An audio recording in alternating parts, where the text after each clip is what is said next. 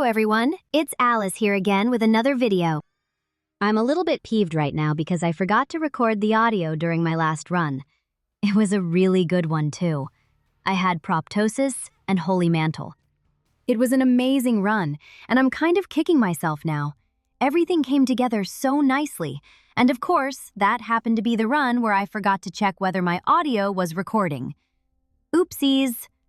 I'll probably reuse the footage and play some music over it for a later video. But in the meantime, I'm playing Greed mode now, just as a change of pace. Anyway, I was looking through Twitter for more stuff to get mad about when I found news about a recompilation project called Mario Kart Wiicompilation trending on my For You page. Apparently, a fan took one of the Mario Kart games from the Wii and rebuilt it for PC using AI tools like Claude, Cursor, Gemini, and whatnot. To be more specific, it's a recompilation project rather than somebody simply remaking the game from scratch. From what I understand, projects like this take the original game's code or data and translate it into something that can run natively on a modern computer. I'm simplifying that explanation quite a bit because I'm not personally an expert on recompilation, emulation, or reverse engineering. Learning all of that would be a pretty large time investment. This isn't a matter of typing, "Hey, AI, make Mario Kart," and then, poof, you have a finished game 5 minutes later. It genuinely looks like a really high-quality project. It would probably be something my partner would like to look at. Since he's a game developer, he would know more about this sort of thing than I would. I can look at a project like this and understand the basic idea, but he would probably be able to examine the repository and tell me whether the code is actually well-structured or not. Based on the presentation alone, though, it's impressive. I'm also digging the music. The developers were also fairly open about their use of AI. They weren't hiding it or pretending it wasn't there. They explained what the tools were used for and clarified the limits of that use. A lot of people online have taken issue with that.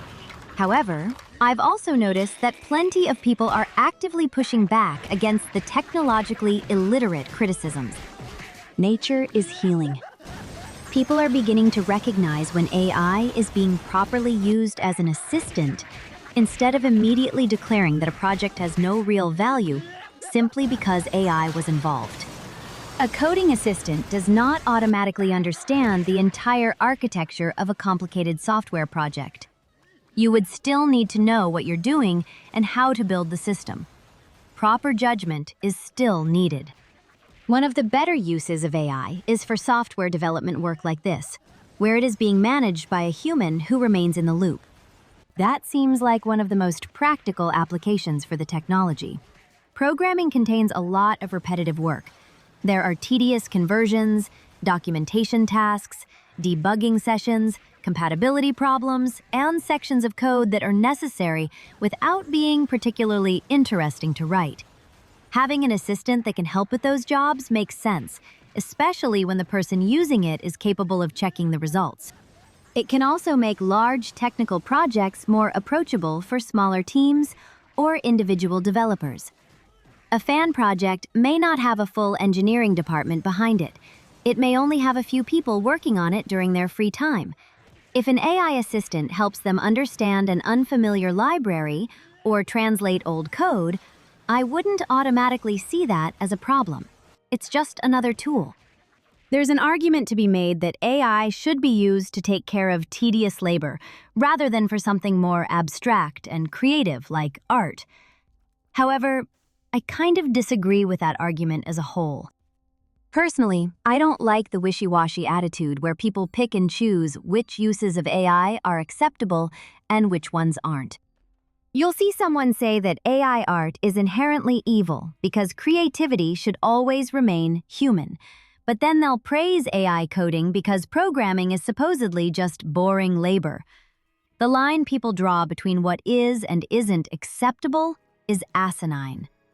I wish everyone would stop pretending that using AI is some kind of moral sin that will automatically lessen the quality of the final product simply because it was involved. A bad project made with AI is still a bad project. A good project made with AI can still be a good project. The tool's presence does not magically determine the quality of the result. You still have to look at what was actually created. Does it work? And do you enjoy it? Those are more meaningful questions than simply asking whether an AI tool appeared anywhere in the workflow. It's just jumping at shadows and mass hysteria. That being said, the Wiicompilation project appears to be a launcher of sorts. You need to own the original ISO file for the game in order to run everything, so there isn't really any direct distribution of the original game taking place. All it does is provide the software needed to process or run files supplied by the user. In other words, it is a bring-your-own-game situation.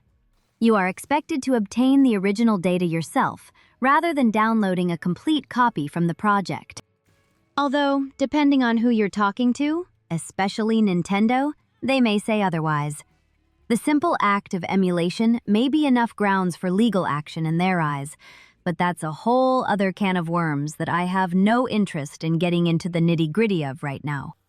Nintendo has a reputation for being extremely protective of its intellectual property, so I would not be surprised if the project eventually receives unwanted attention, regardless of how carefully the developers designed it. Whether the project is legally in the clear and whether Nintendo decides to go after it are two different questions. A fan project could potentially follow every precaution available to it and still receive a threatening letter simply because a large company doesn't want it to exist. Still, I'm not a lawyer, and I'm not going to sit here pretending that I know everything either.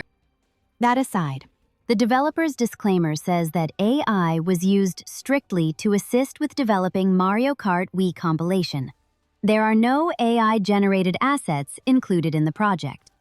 Considering that it's a bring-your-own ROM file type of ordeal, it ultimately shouldn't matter what tools the developers used to create the recompilation. As long as it works properly right out of the box and continues to receive updates and quality-of-life fixes, it shouldn't really matter.